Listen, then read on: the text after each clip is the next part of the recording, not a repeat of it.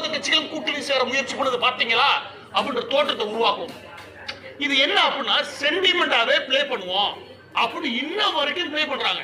இது மாதிரி ஒரு கொடூரமான கூட்டத்தை நான் பார்த்ததே இல்லை. 2 திராவிட கட்சி கூட்டணி சேர்ந்து ஆட்சி அமைக்க போது ஏன்னா விஜய் வீழ்த்தது. இதெல்லாம் உண்மையிலே காமன் சென்ஸ் இருக்கணும் நம்ப மாட்டேன்னு வச்சுக்கவேன்.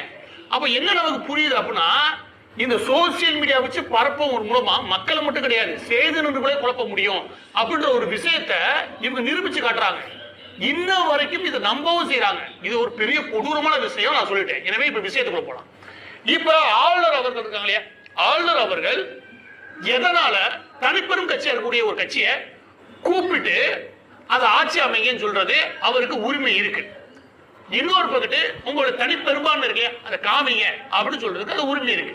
இந்த 2 விஷயங்களும் ஆளுநர் கையில இருக்குன்னு வச்சுக்கோங்க.